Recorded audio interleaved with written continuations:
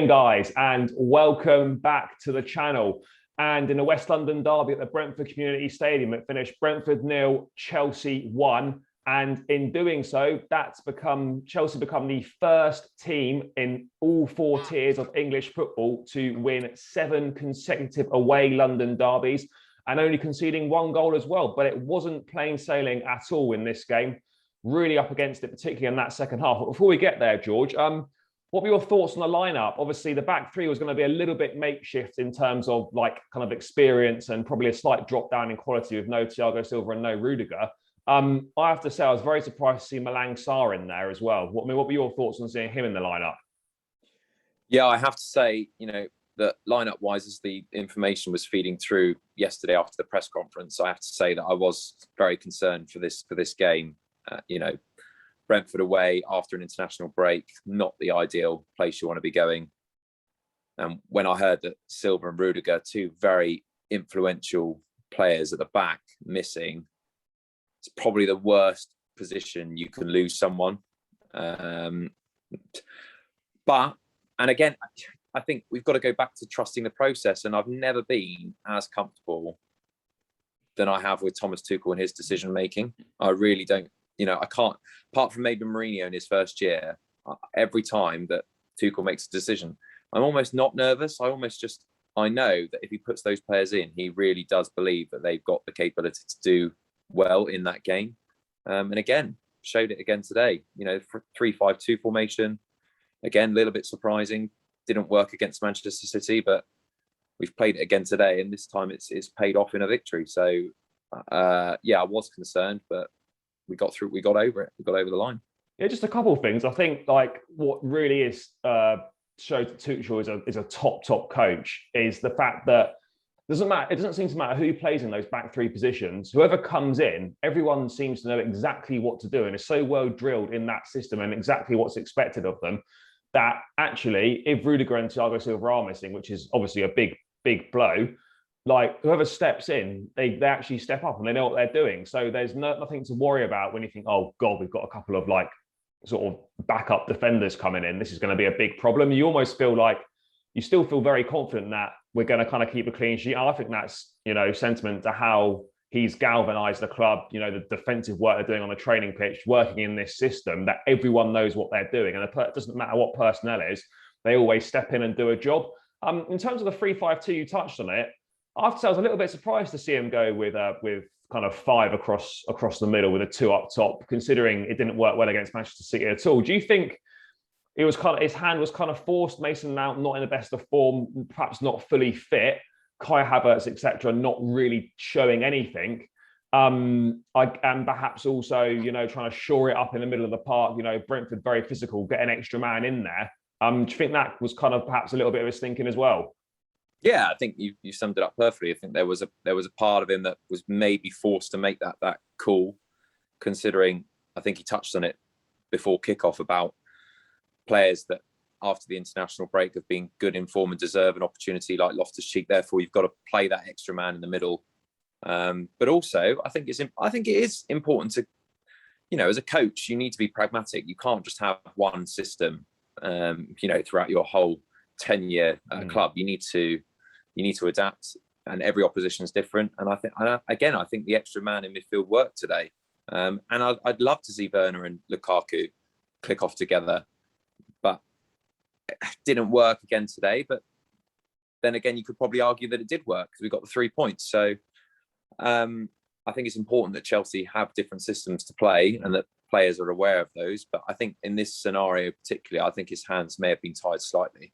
You've got, I say, in modern football, you've got to be adaptive. You've got to be fluid, be confident in kind of a couple of systems, because whether with injuries or how a game's going, you might need to switch your system up. So you've got to be competent in multiple systems. And, look, the 3-5-2, we're not perfect in it, but it's great to have that option to chuck an extra midfield man in there and go 2 up top. And that partnership, I think, can do well. It's going to need time to develop. It's not going to happen overnight.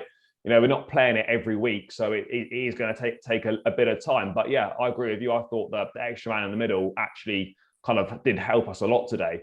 George, in terms of the first half, mate, it was was fairly even. I don't think we created a lot of chances. Brentford were quite good. I think they hit the woodwork in that first half as well.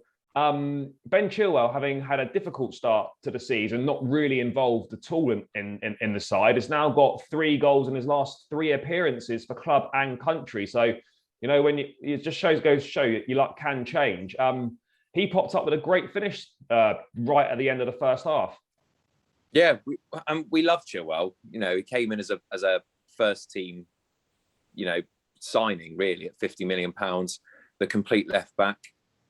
And for whatever reason, towards the tail end of the season after that Champions League final, I'm not sure what happened, to be honest with you. But he's come back in, and football swings in roundabouts, doesn't it? And I mean, I think Tuchel is the winner here, because he's got 2 left backs who, when they do come on and make an appearance, they give it 110% and they do perform well. Alonso's going to have to do well now to get back in, but fantastic goal. And it came out of nothing, and it came at the perfect time, I think, because the tempo of the game was fairly slow. Yes, we were in control, but I think, again, we were struggling with a bit of pace in the game and breaking through the line. So yeah, he just popped up with one, hit it pretty cleanly, and it just, what a remarkable bit of turnaround for Ben Chilwell, who couldn't get into the side early in the season.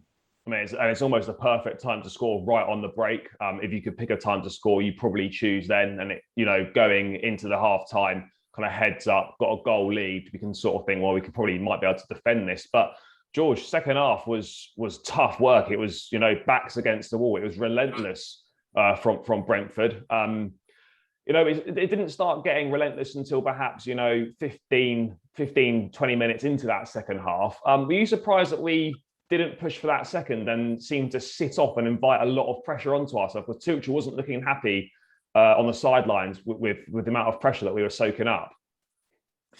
Yeah, I think he mentioned it, didn't he? That he wasn't satisfied that we decided to then sit. But a lot of managers and a lot of actually professional teams and athletes speak about it, about this idea of you have to suffer in games, and that suffering did come in the last 20 minutes. And I think you've just got to accept that in moments where Brentford are pushing, where they've got nothing to lose, and they're going for everything because they have to. I think you've got to soak up the pressure, and that's credit to Chelsea, who are probably the best team in Europe at soaking up pressure and holding out leads. And we spoke about at the top of the show, didn't we, how this reminded us a little bit about Blackburn away all those years ago in our first title-winning season under Jose, where rough game, physically difficult, suffered, had to save a penalty, but we did it and we got the 1-0. And I think we'll look back at this win against Brentford, where teams have already gone, big teams have gone there and not got results. Look at Liverpool, for example.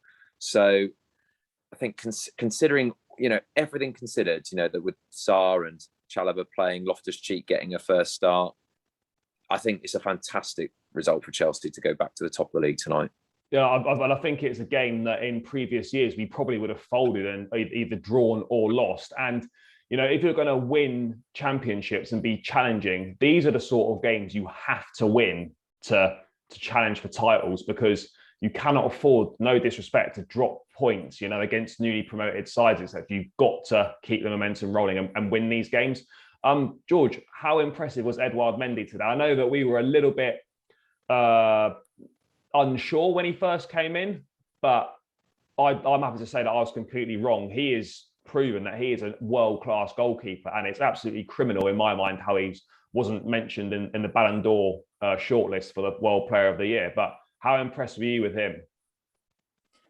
Yeah, mate, he was unbelievable today. And again, I'll hold my hands up and say I was wrong with that one. And you have to trust the people in the job. And Petr Cech, who obviously was looking at him in great depth when he signed. I mean, what a stature of a man today, deservedly man of the match. And I mean, like they say in title winning teams, keepers are so vital. They probably save you 10 points a season, and he's definitely got us all 3 today. Some unbelievable stops, making himself huge. And I'm happy to say I was wrong with that one. Yeah, I think we can obviously hold our hands up there. Did you feel like when that pressure was coming though, that when you're watching a game, you almost feel like a goal's coming? Do you surprised that we managed to hold out and show how resilient we are, because it was relentless? Yeah, I mean, I think, like I said, I think Chelsea are one of the best teams at holding out leads. So, I mean, I think we were a bit lucky today. If it wasn't for Mendy, a couple of woodworks here or there, they can go either way, can't they? And football does equal itself out. I think we've been bang unlucky in some games where, Werner's offsides and VAR disallowed goals have been mentioned numerous times. So Brentford will probably consider themselves a bit unlucky, but I think all in all, that last 20 minutes, we showed a lot of character. And I think that bodes well for the season going forward, in the sense that we can grind out results, and we know we can do that, unlike other teams, and particularly with United dropping points today. I think it was really important that we stayed strong, and we've got a massive win away from home. So I'm really, really happy about today. Yeah, no, I'm happy as well. Look, we weren't at our best, but when you can grind results out and, as you said, and win when you're not playing at your best, it's a really good omen. And we maintain our 1 point gap at the top, and I think it was particularly important we won today, given the fact that Liverpool and Manchester City won as well. This title race is going to be very close, so you don't want to be dropping points at all, but you particularly don't want to be dropping points when your closest rivals are picking up maximum points. So, a tough afternoon at the Brentford Community Stadium, but ultimately one that sees us prevail and maintain that 1 point gap at the top of the league. And we roll on to our next fixture. But I mean, yeah, guys, that's just myself and George's thoughts. Leave your thoughts in the comments below what you thought of the game. As always, smash a like on the video, subscribe to the channel if you haven't, and we'll catch you in the next one.